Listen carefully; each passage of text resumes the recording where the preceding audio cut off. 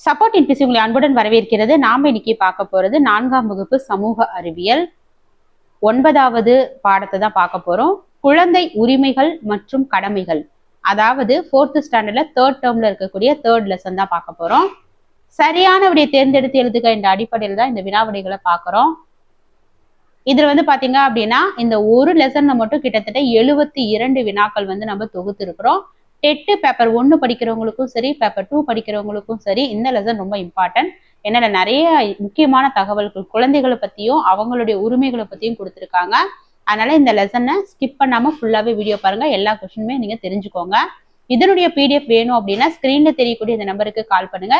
இதை எப்படி வாங்கிக்கலாம் அப்படிங்கிற டீட்டெயில் உங்களுக்கு சொல்லுவாங்க. இப்ப நம்ம ஃபர்ஸ்ட் கொஸ்டின் போலாம். குழந்தை உரிமைகள் தொடர்பான ஐக்கிய நாடுகள் சபையின் உடன்படிக்கை எந்த ஆண்டு ஏற்றுக்கொள்ளப்பட்டது? குழந்தை உரிமைகள் தொடர்பான ஐக்கிய நாடுகள் சபையின் உடன்படிக்கை எந்த ஆண்டு ஏற்றுக்கொள்ளப்பட்டது? 1989 நவம்பர் 20. 1989 நவம்பர் 20.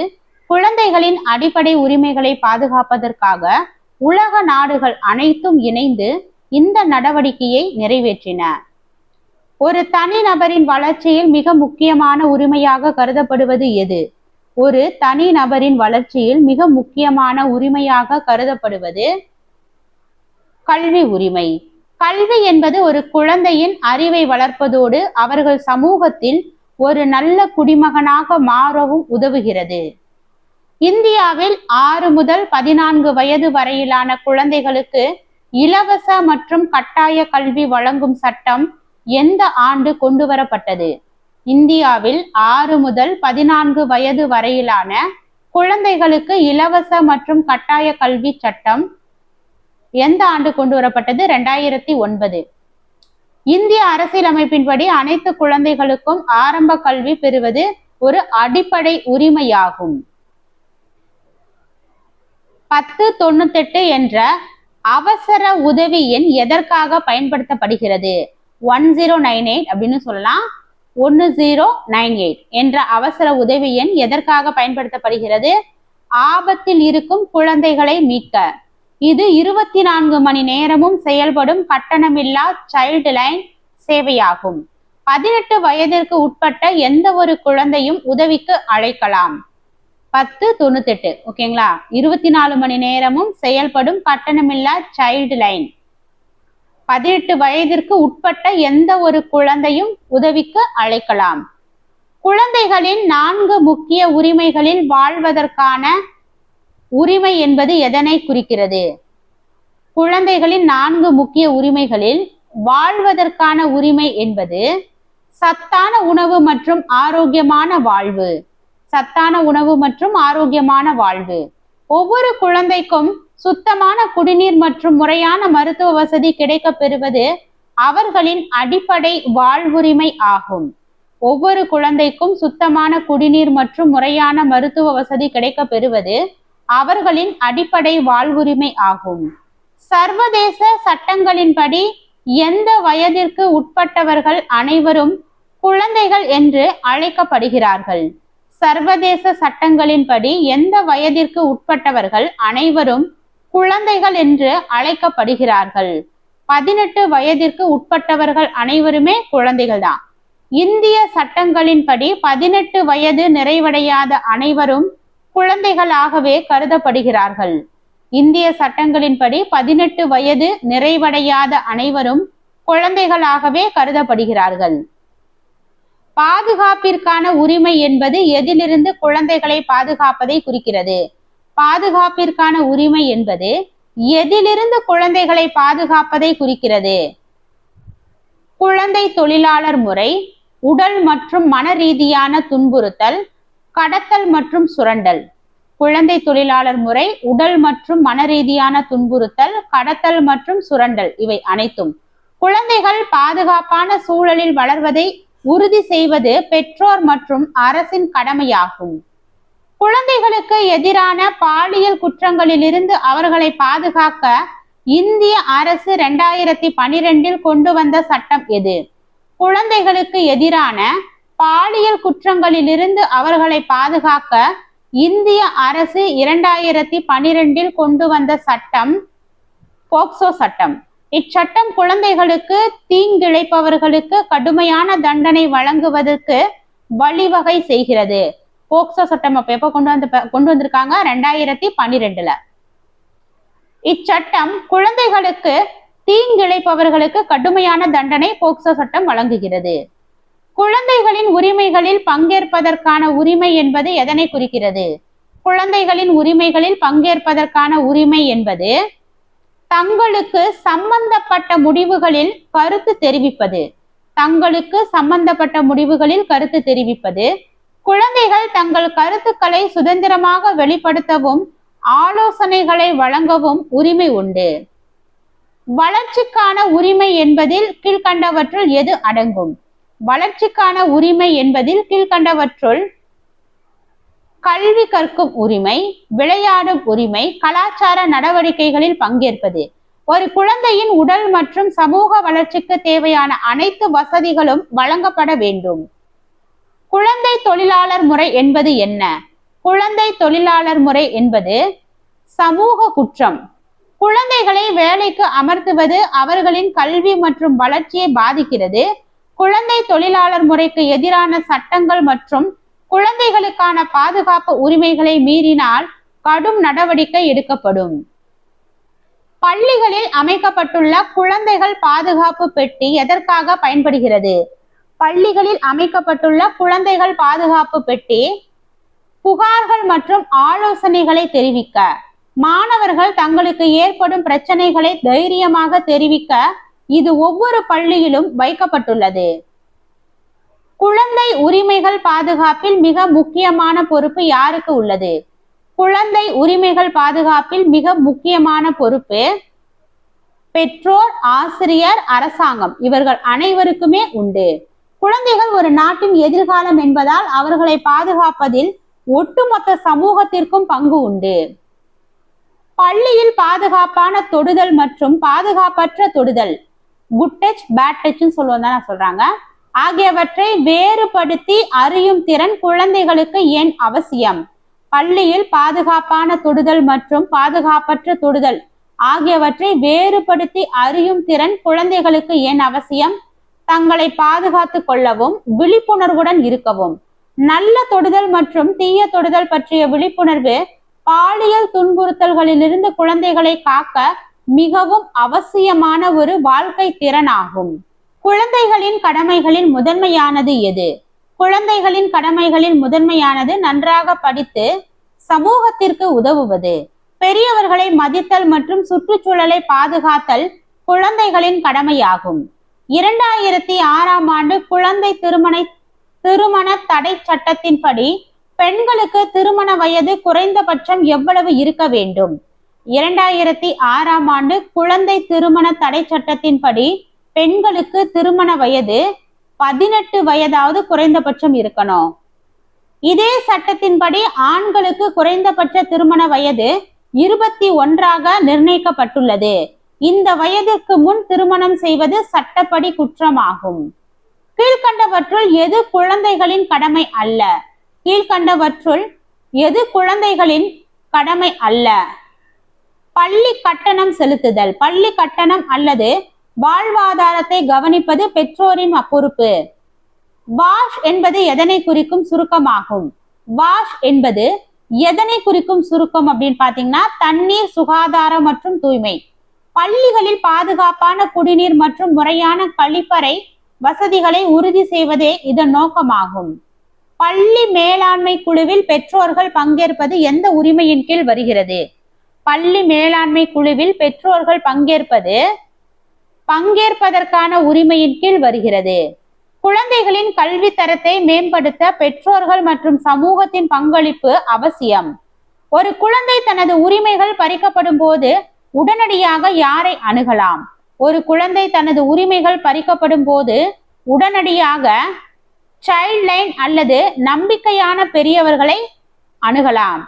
குறிப்பாக 1098 என்ற எண் குழந்தைகளுக்கு துரிதமான உதவியை வழங்கப்படுகிறது. பள்ளி மேலாண்மை குழுவில் உறுப்பினர்களாக இருப்பவர்கள் யார்? பள்ளி மேலாண்மை குழுவில் உறுப்பினர்களாக இருப்பவர்கள் பெற்றோர்கள் மற்றும் ஆசிரியர்கள், உள்ளாட்சி பிரதிநிதிகள், பள்ளி தலைமை ஆசிரியர் இவர்கள் அனைவரும். இந்த குழு பள்ளியின் வளர்ச்சி மற்றும் குழந்தைகளின் கல்வியை உறுதி செய்கிறது. இணைய பாதுகாப்பு என்பது குழந்தைகளை எதிலிருந்து பாதுகாப்பதை குறிக்கிறது. இணைய பாதுகாப்பு என்பது குழந்தைகளை தவறான இணையதளங்கள் மற்றும் ஆன்லைன் விளையாட்டுகளிலிருந்து பாதுகாக்கின்றன. குழந்தைகள் இணையதளத்தை பயன்படுத்தும் போது அறிமுகம் இல்லாதவர்களிடம் பேசுவதை தவிர்க்க வேண்டும். குழந்தைகளின் கடமைகளில் சுற்றுச்சூழல் பாதுகாப்பு என்பது எதனை குறிக்கிறது? குழந்தைகளின் கடமைகளில் சுற்றுச்சூழல் பாதுகாப்பு என்பது மரங்களை நடுதல் மற்றும் நீரை பாதுகாத்தல், பிளாஸ்டிக் பயன்பாட்டை குறைத்தல், பொது சொத்துக்களை பாதுகாத்தல் இவைகள் அனைத்தும். எதிர்கால தலைமுறையினருக்கு இயற்கையை பாதுகாப்பது ஒவ்வொரு குழந்தையின் தார்மீக கடமையாகும். தன்னார்வ தொண்டு நிறுவனங்கள் குழந்தைகளுக்கு எதில் முதன்மையாக உதவுகின்றன? தன்னார்வ தொண்டு நிறுவனங்கள் குழந்தைகளுக்கு குழந்தை தொழிலாளர்களை மீட்க, கல்வி கற்க, வசதி இல்லாதவர்களுக்கு உதவ, உரிமைகள் பறிக்கப்படும் போது குரல் கொடுக்க இவை அனைத்தும் உதவுகின்றன. அரசுடன் இணைந்து பல நிறுவனங்கள் குழந்தைகளின் வாழ்வாதாரத்தை மேம்படுத்த பாடுபடுகின்றன. ஒரு குழந்தை தனது பெயரையும் குடியுரிமையையும் பெறுவது எந்த உரிமையின் கீழ் வருகிறது? ஒரு குழந்தை தனது பெயரையும் குடியுரிமையையும் பெறுவது வாழ்வதற்கான உரிமையின் கீழ் வருகிறது. பிறந்தவுடன் ஒரு குழந்தைக்கு பெயர் சூட்டுவதும் அந்நாட்டின் குடிமகனாக அங்கீகரிக்கப்படுவதும் அடிப்படை உரிமையாகும். குழந்தை நேய பள்ளிகள் என்பதில் முக்கியமாக கருதப்படுவது எது? குழந்தை நேய பள்ளிகள் என்பதில் முக்கியமாக கருதப்படுவது அச்சமற்ற மற்றும் பாதுகாப்பான கற்றல் சூழல். குழந்தைகள் மகிழ்ச்சியுடனும் பயமின்றியும் கல்வி கற்கும் சூழலை உருவாக்குவதே இதன் நோக்கம். பெண் கல்வி என்பது எதற்காக வலியுறுத்தப்படுகிறது? பெண் கல்வி என்பது சமூகத்தில் பாலின சமத்துவத்தை ஏற்படுத்த, குடும்பத்தின் பொருளாதாரத்தை உயர்த்த, பெண்களுக்கு தன்னம்பிக்கையை அளிக்க இவை அனைத்தும். ஒரு பெண் கல்வி கற்றால் அந்த பரம்பரையே கல்வி கற்றதற்கு சமம் என்பது இதன் முக்கிய கருத்தாகும். பள்ளிகளில் வழங்கப்படும் விலையில்லா மதிய உணவு திட்டம் எதனை முதன்மை நோக்கமாக கொண்டது? பள்ளிகளில் வழங்கப்படும் விலையில்லா மதிய உணவு திட்டம் இவை அனைத்தும் பள்ளி வருகை பதிவை அதிகரிக்க, குழந்தைகளின் ஊட்டச்சத்தை மேம்படுத்த, ஏழை குழந்தைகளுக்கு உணவு வழங்க, பசியின்றி கல்வி கற்பதை உறுதி செய்ய இத்திட்டம் தமிழகத்தில் மிக சிறப்பாக செயல்பட்டு வருகிறது. குழந்தைகளின் கடமைகளில் ஒற்றுமை என்பது எதனை வலியுறுத்துகிறது? குழந்தைகளின் கடமைகளில் ஒற்றுமை என்பது ஜாதி மத பேதமின்றி அனைவருடனும் நட்பாக இருத்தல். பன்முகத்தன்மை கொண்ட இந்தியாவில் சகோதரத்துவத்துடன் வாழ்வது ஒரு சிறந்த குடிமகனின் பண்பாகும். குழந்தை தொழிலாளர் எதிர்ப்பு தினம் எப்போது கடைபிடிக்கப்படுகிறது? குழந்தை தொழிலாளர் எதிர்ப்பு தினம் ஜூன் 12 உலக அளவில் குழந்தை தொழிலாளர் முறையை ஒழிக்க விழிப்புணர்வு ஏற்படுத்தும் வகையில் இத்தினம் கடைபிடிக்கப்படுகிறது. குழந்தை தொழிலாளர் எதிர்ப்பு தினம் ஜூன் 12. ஜூஸ் 12 ரூபாய்க்கு ஐஸ்கிரீம், அதாவது ஜூஸ் 12 ரூபாய்க்குன்னு குழந்தைங்க வாங்கி சாப்பிடுவாங்க. ஏன்னா ஜூஸ் குழந்தைங்க விற்க கூடாது, வாங்கி மட்டும்தான் சாப்பிடணும். அந்த ஜூஸுடைய விலை என்ன? 12 ரூபாய். அப்ப ஜூன் அப்படின்னு ஞாபகம் வச்சுக்கலாம். ஈஸியா ஷார்ட்கட்டுக்கு சொல்றேன். குழந்தைகளுக்கு தடுப்பூசி போடுதல் மற்றும் மருத்துவ பரிசோதனை செய்வது எந்த உரிமையின் கீழ் வரும்? குழந்தைகளுக்கு தடுப்பூசி போடுதல் மற்றும் மருத்துவ பரிசோதனை செய்வது ஆரோக்கியத்திற்கான உரிமை. நோயற்ற வாழ்வே குழந்தைகளின் சிறந்த வளர்ச்சிக்கு அடிப்படையாகும். சிறப்பு தேவையுடைய குழந்தைகள் பெறுவது என்ன வகை உரிமை? சிறப்பு தேவையுடைய குழந்தைகள் பெறுவது மற்ற குழந்தைகளைப் போலவே சமமான கல்வி மற்றும் பாதுகாப்பு உரிமை. உள்ளடக்கிய கல்வி முறைப்படி அனைத்து குழந்தைகளுக்கும் ஒன்றாக கற்க உரிமை உண்டு. பாட புத்தகங்கள் மற்றும் சீருடைகள் விலையில்லாமல் வழங்கப்படுவது எதற்காக? பாட புத்தகங்கள் மற்றும் சீருடைகள் விலையில்லாமல் வழங்கப்படுவது கல்வி உரிமையை உறுதி செய்ய. பொருளாதார தடைகள் இன்றி அனைத்து குழந்தைகளும் கல்வி கற்பதை அரசு உறுதி செய்கிறது. குழந்தைகளின் கடமைகளில் நேரம் தவறாமை எங்கு அவசியமாகிறது? பள்ளிக்கு சரியான நேரத்துக்கு செல்லுதல், வீட்டு பாடங்களை உரிய நேரத்தில் முடித்தல், விளையாடும் நேரத்தை கடைபிடித்தல். ஒழுக்கமான வாழ்க்கைக்கு நேர மேலாண்மை மிக முக்கியமானது. இது வந்து ரொம்ப ரொம்ப பேசிக்கான ஒரு கிளாஸ்லங்கிறதுனால இவங்களுடைய குழந்தைகளுடைய உரிமை, அவங்களுடைய கடமை என்னங்கிறத கொடுத்துருக்காங்க. ஜஸ்ட் ஒரு தடவை கேட்டுக்கோங்க. ஒரு சில இம்பார்ட்டன்ட் கொஸ்டின் இதுல இருக்கு. பாதுகாப்பற்ற தொடுதல் பற்றி குழந்தைகள் யாரிடம் முதலில் ஆலோசிக்கலாம்? பாதுகாப்பு அற்ற தொடுதல் பற்றி குழந்தைகள் யாரிடம் முதலில் ஆலோசிக்கலாம்? பெற்றோர்கள், நம்பிக்கையான ஆசிரியர்கள், சைல்டு லைன், இவர்கள் அனைவரும். குழந்தைகள் தங்களுக்கு அசௌகரியம் ஏற்படும் போது உடனடியாக வேண்டாம் என்று சொல்ல பழக வேண்டும். குழந்தைகள் தங்களுக்கு அசௌகரியம் ஏற்படும் போது உடனடியாக வேண்டாம் என்று சொல்ல பழக வேண்டும்.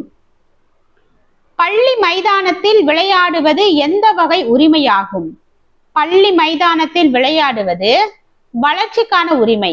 விளையாட்டு மற்றும் பொழுதுபோக்கு குழந்தைகளின் உடல் மற்றும் மன வளர்ச்சிக்கு இன்றியமையாதது.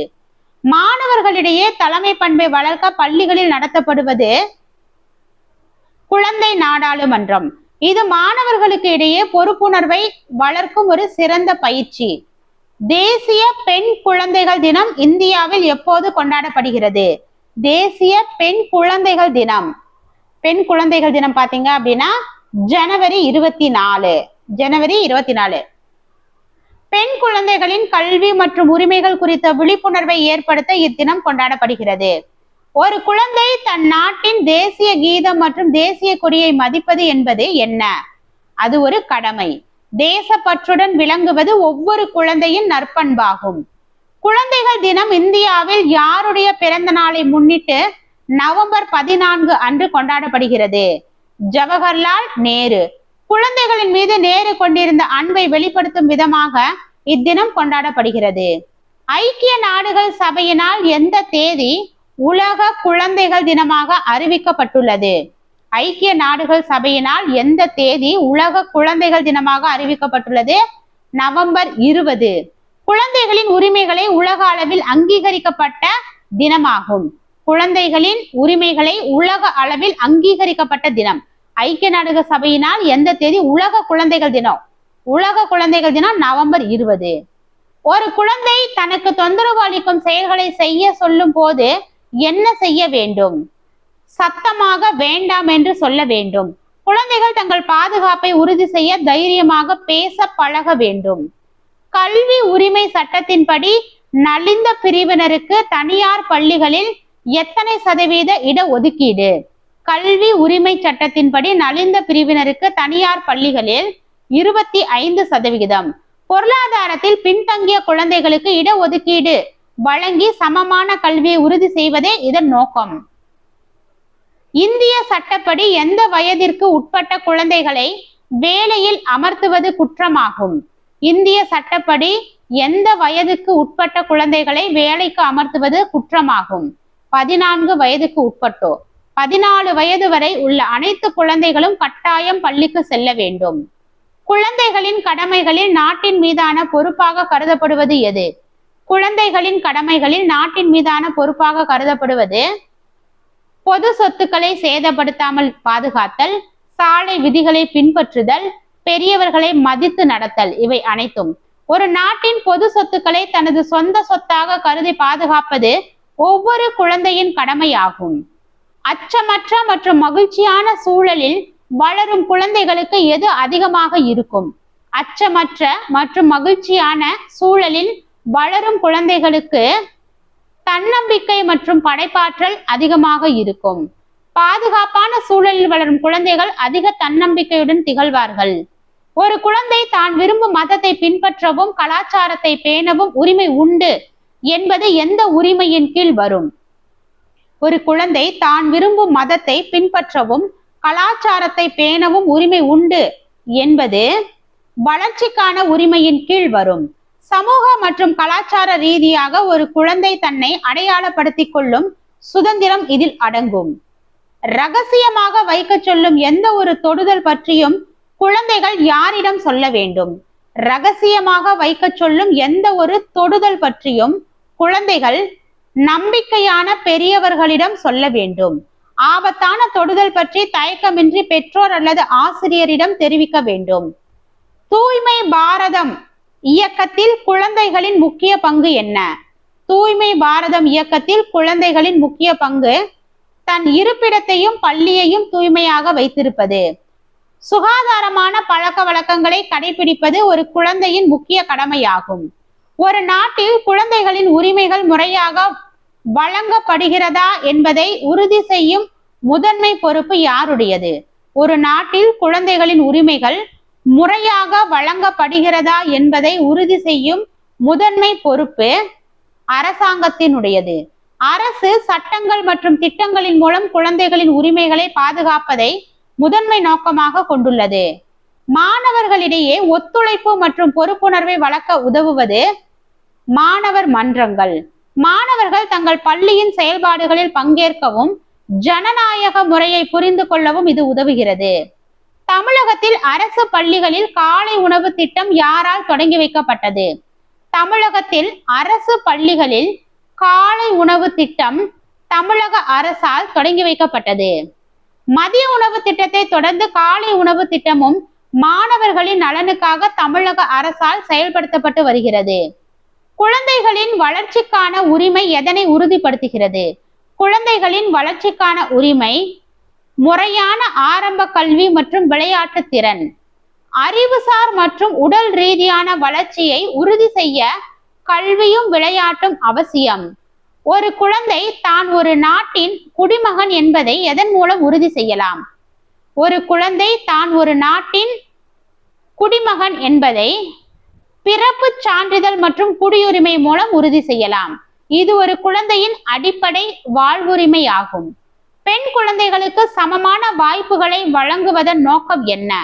பெண் குழந்தைகளுக்கு சமமான வாய்ப்புகளை வழங்குவதன் நோக்கம் பெண் கல்வி மற்றும் பாதுகாப்பை உறுதி செய்தல், சமூகத்தில் முன்னேற்றம் அடைய, பாலின பாகுபாட்டை ஒழித்தல். இவை அனைத்தும்.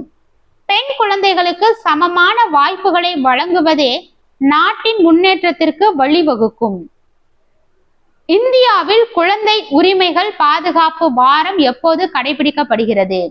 இந்தியாவில் குழந்தை உரிமைகள் பாதுகாப்பு வாரம் நவம்பர் 14 முதல் 20 வரை. நவம்பர் 14 முதல் 20 வரை. குழந்தைகள் தினத்தில் தொடங்கி உலக குழந்தைகள் தினம் வரையிலான வாரம் இதற்காக ஒதுக்கப்பட்டுள்ளது. இந்தியாவில் குழந்தை உரிமைகள் பாதுகாப்பு வாரம் நவம்பர் 14 தொடங்கி நவம்பர் 20 வரைக்கும். பிறரை துன்புறுத்தாமல் அன்பாகவும் கருணையுடனும் நடப்பது ஒரு குழந்தையின் என்ன பண்பு? நற்பண்பு. அனைவரிடமும் அன்பாக இருப்பது ஒரு குழந்தையின் மிகச்சிறந்த நற்பண்பு. பள்ளி வளாகத்தில் பிளாஸ்டிக் பயன்பாட்டை தவிர்ப்பது ஒரு குழந்தையின் எவ்வகை கடமை? சுற்றுச்சூழல் பாதுகாப்புக்கான கடமை. தூய்மையான சுற்றுச்சூழலை உருவாக்குவது ஒவ்வொரு குடிமகனின் கடமையாகும். நல்ல தொடுதல் என்பதற்கு ஒரு உதாரணம் எது? நல்ல தொடுதல் என்பதற்கு ஒரு உதாரணம் ஆசிரியர் பாராட்டும் போது முதுகில் தட்டி கொடுப்பது, பெற்றோர் அன்புடன் அணைப்பது, பாதுகாப்பான முறையில் உறவினர்கள் கை கொடுப்பது. இவை அனைத்தும். பாதுகாப்பான மற்றும் அன்பான தொடுதல் குழந்தைகளை மகிழ்ச்சியாக உணர வைக்கும். அன்றாட வாழ்க்கை பிரச்சனைகளை தைரியமாக எதிர்கொள்ள உதவும் கல்வி எது? அன்றாட வாழ்க்கை பிரச்சனைகளை தைரியமாக எதிர்கொள்ள உதவும் கல்வி வாழ்க்கை திறன் கல்வி. முடிவெடுத்தல் மற்றும் உணர்ச்சிகளை கையாளுதல் போன்ற திறன்கள் இதில் அடங்கும். ஐக்கிய நாடுகள் சபை எந்த ஆண்டு தோற்றுவிக்கப்பட்டது? ஐக்கிய நாடுகள் சபை 1945. இரண்டாம் உலக போருக்கு பிறகு உலக அமைதியையும் பாதுகாப்பையும் உறுதி செய்ய இது உருவாக்கப்பட்டது. 1945. ஒவ்வொரு குழந்தையும் ஒரு தனித்துவமான திறமையுடன் பிறக்கிறது. இது எந்த உரிமையின் அடிப்படை தத்துவமாகும்? ஒவ்வொரு குழந்தையும் ஒரு தனித்துவமான திறமையுடன் பிறக்கிறது. இது எந்த உரிமையின் அடிப்படை தத்துவம்? வளர்ச்சிக்கான உரிமை. குழந்தைகளின் தனித்திறமைகளை கண்டறிந்து வளர்ப்பது வளர்ச்சிக்கான உரிமையின் ஒரு பகுதியாகும். குழந்தை நட்பு என்பதன் மிகச்சரியான பொருள் என்ன? குழந்தை நட்பு என்பதன் மிகச்சரியான பொருள் குழந்தைகளின் நலன் மற்றும் பாதுகாப்பிற்கு முன்னுரிமை அளிப்பது. பள்ளிகள் மற்றும் பொது இடங்கள் குழந்தைகளுக்கு பாதுகாப்பானதாக இருப்பதை இது குறிக்கிறது. பள்ளிகளில் குழந்தைகள் பாதுகாப்பு கொள்கை எதனை உறுதி செய்கிறது? பள்ளிகளில் குழந்தைகள் பாதுகாப்பு கொள்கை வன்முறை மற்றும் பாகுபாடு இல்லாத சூழலை, ஒவ்வொரு குழந்தையும் உடல் ரீதியாகவும் மன ரீதியாகவும் பாதுகாப்பாக கல்வி கற்பதை இது உறுதி செய்கிறது. மேலும் அரசின் மதிய உணவு மற்றும் காலை உணவு திட்டங்கள் குழந்தைகளின் ஊட்டச்சத்தை மேம்படுத்த இக்கொள்கையுடன் இணைந்து செயல்படுகின்றன. பள்ளியில் ஒரு குழந்தை தனது ஆசிரியரிடம் ஒரு கருத்தை கூறும்போது ஆசிரியர் அதனை தடுத்தால் அது எந்த உரிமையை பாதிக்கும்? பங்கேற்பதற்கான உரிமை. குழந்தைகள் தங்களுக்கு சம்பந்தப்பட்ட விஷயங்களில் கருத்து சொல்ல முழு உரிமை உண்டு. குழந்தை தொழிலாளர் தடை மற்றும் ஒழுங்குமுறை சட்டம் எந்த ஆண்டு கொண்டு வரப்பட்டது? குழந்தை தொழிலாளர் சட்டம் எந்த ஆண்டு கொண்டு வரப்பட்டது? 1986. இச்சட்டம் குறிப்பிட்ட சில தொழில்களில் குழந்தைகள் வேலை செய்வதை தடை செய்ய முதலில் கொண்டு வரப்பட்டது 1986. குழந்தைகளின் நற்பண்புகளில் நேர்மை என்பது எதனை குறிக்கிறது? நேர்மை என்பது உண்மையை மட்டும் பேசுவது, பிறர் பொருட்களை எடுக்காமல் இருப்பது, தவறுகளை ஒப்புக்கொள்வது. ஒழுங்கான குடிமகனாக வளர நேர்மை மிகவும் அவசியமானது. ஒரு நாட்டின் முன்னேற்றம் என்பது எதனை பொறுத்தது? ஒரு நாட்டின் முன்னேற்றம் எதனை பொறுத்தது? அந்நாட்டு குழந்தைகளின் கல்வி மற்றும் ஒழுக்கத்தை பொறுத்தது. அந்நாட்டு குழந்தைகளின் கல்வி மற்றும் ஒழுக்கத்தை பொறுத்தது. இன்றைய குழந்தைகளே நாளைய தலைவர்கள் என்பதால் அவர்களின் வளர்ச்சி நாட்டின் வளர்ச்சியை தீர்மானிக்கிறது. குழந்தை கடத்தல் என்பது எந்த வகை சட்டத்தின் கீழ் தண்டனைக்குரியது? குழந்தை கடத்தல் என்பது எந்த வகை சட்டத்தின் கீழ் தண்டனைக்கு உரியது? குற்றவியல் சட்டம். குழந்தைகளை கடத்துவதும் அவர்களை கட்டாய பணியில் ஈடுபடுத்துவதும் மிகப்பெரிய குற்றமாகும். குழந்தைகள் பாதுகாப்பாக இருக்கிறார்கள் என்பதை உறுதி செய்ய சமூகத்தின் அடிப்படை அமைப்பு எது? குழந்தைகள் பாதுகாப்பாக இருக்கிறார்கள் என்பதை உறுதி செய்ய வேண்டிய சமூகத்தின் அடிப்படை அமைப்பு குடும்பம். ஒரு குழந்தையின் பாதுகாப்பும் அரவணைப்பும் முதலில் அவனது குடும்பத்திலிருந்தே தொடங்குகிறது. குழந்தை தொழிலாளர் முறைக்கு எதிராக போராடி அமைதிக்கான நோபல் பரிசு பெற்ற இந்தியர் யார்? குழந்தை தொழிலாளர் முறைக்கு எதிராக போராடி அமைதிக்கான நோபல் பரிசு பெற்ற இந்தியர் கைலாஷ் சத்யார்த்தி. இவர் பச்சன்பன் பச்சாவ் அந்தோலன், குழந்தை பருவத்தை காப்போம் என்ற அமைப்பின் மூலம் ஆயிரக்கணக்கான குழந்தை தொழிலாளர்களை மீட்டுள்ளார். குழந்தை தொழிலாளர் முறைக்கு எதிராக போராடி அமைதிக்கான நோபல் பரிசு பெற்ற இந்தியர் கைலாஷ் சத்யார்த்தி. பச்சன்பன் பச்சாவ் அந்தோலன் அப்படிங்கிற அமைப்பின் மூலமா ஆயிரக்கணக்கான குழந்தை தொழிலாளர்களை மீட்டிருக்காரு. உலக அளவில் குழந்தைகளின் உரிமைகளை பாதுகாப்பதற்காக செயல்படும் ஐக்கிய நாடுகள் சபையின் முக்கிய அமைப்பு யூனிசெஃப். யூனிசெஃப் அமைப்பானது உலகெங்கிலும் உள்ள குழந்தைகளின் ஆரோக்கியம், கல்வி மற்றும் பாதுகாப்பிற்காக பாடுபடும் ஐக்கிய நாடுகள் சபையின் சிறப்பு அமைப்பாகும். யூனிசெஃப் அமைப்பானது உலகெங்கிலும் உள்ள குழந்தைகளின் ஆரோக்கியம், கல்வி மற்றும் பாதுகாப்பிற்காக பாடுபடும் ஐக்கிய நாடுகள் சபையின் சிறப்பு அமைப்பு. இதோட பாத்தீங்க அப்படின்னா இந்த ஒரு லெசனுக்கு 72 வினாக்கள் கம்ப்ளீட் ஆயிடுச்சு. இதனுடைய பிடிஎஃப் வேணும் அப்படின்னா ஸ்கிரீன்ல தெரியக்கூடிய இந்த நம்பருக்கு கால் பண்ணுங்க. எப்படி வாங்கிக்கலாங்கிற டீட்டெயில் சொல்லுவாங்க. நம்ம டெட் பேப்பர் 1 பேப்பர் 2க்கு பாத்தீங்க அப்படின்னா 8th வரைக்கும் ஃபுல்லாவே கவர் பண்ணி கொடுத்துட்டு இருக்கோம். Tamil, science, social, psychology, English, maths இல்ல. இது மட்டும் வேணும் அப்படின்னா நீங்க தாராளமா போன் பண்ணி கேட்டு வாங்கிக்கலாம். பிடிஎஃப் உங்களுக்கு கிடைக்கும். சரிங்களா? இந்த வீடியோ உங்களுக்கு எந்த அளவுக்கு பயனுள்ளதா இருந்தது அப்படிங்கறத கமெண்ட் பண்ணுங்க. இதே போல வேற என்ன வீடியோ வேணும் அப்படிங்கறதையும் சொல்லுங்க.